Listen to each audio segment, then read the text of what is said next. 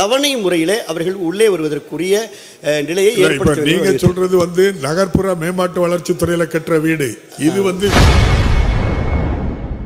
தமிழக அரசின் அடுக்குமாடி குடியிருப்பில் விண்ணப்பித்தவர்களுக்கு வீடு கிடைக்கவில்லை என்று அதிமுக முன்னாள் அமைச்சர் விஜயபாஸ்கர் புகார் தெரிவித்த நிலையில் டிஃபரன்ஸ் தெரியாத துறையிடம் கேட்காதீர்கள் என்று முகம் சுளிக்குமாறு அப்பாவு பதிலளித்துள்ளார். தமிழ்நாடு முழுக்க குடிசை மாற்று வாரியத்தின் மூலமாக பல்வேறு அடுக்குமாடி குடியிருப்புகள் கட்டப்பட்டு அவை இன்னும் அதில் அந்த ஆக்குபென்சி விண்ணப்பித்தவர்கள் அதில் உள்ள வர முடியாத நிலை இருக்கிறது.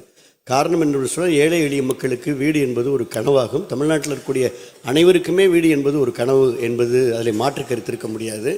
அதிலே அந்த நம்ம 1,60,000 அல்லது 2,20,000 என்று நிர்ணயிக்கின்ற பொழுது அந்த முழு தொகையையும் கட்ட வேண்டும் என்று வாரியம் நிர்ணயிக்கின்றது. ஆனால் கடந்த கால அம்மாவுடைய ஆட்சியில் தவணை முறையில் அந்த தொகையை நாம் கட்டினால் போதும். ஒரு 5,000 ரூபாயை கட்டிவிட்டு அவர்கள் அந்த வீட்டுக்குள்ளே குடிவரக்கூடிய வாய்ப்பு இருந்தது. அவை மாண்புமிகு அமைச்சர் அவர்கள் இந்த புதுக்கோட்டை மாவட்டத்தில் அதிகமான குடியிருப்புகள் இன்னும் அதில் ஆட்கள், அதாவது விண்ணப்பித்தவர்கள் உள்ளே வர முடிய நிலை இருக்கிறது. அதை மறு ஆய்வு செய்து தவணை முறையிலே அந்த தொகையை கட்டுவதற்கு அரசு முன்வருமா என்பதை நான் அறிய விரும்புகிறேன். வீடு கட்டப்படுகின்ற வீடுகளும் ஐடியலாக இருக்கின்றன. யாருமே இன்னும் அவர்கள் உள்ளே வராத நிலை இருக்கிறது. அது வாரியத்திற்கும் சுமையாக இருக்கிறது, மெயின்டெனன்ஸ் செலவு கூடுதலாகிறது.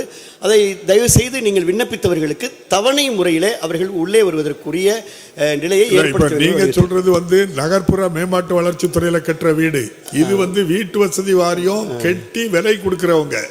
நீங்க ரெண்டுக்கும் டிஃபரெண்ட் இல்லாம அதை கேக்குறீங்க. இல்ல, இது அமைச்சர் பதில் சொல்லுங்க. சிலம்போட்ல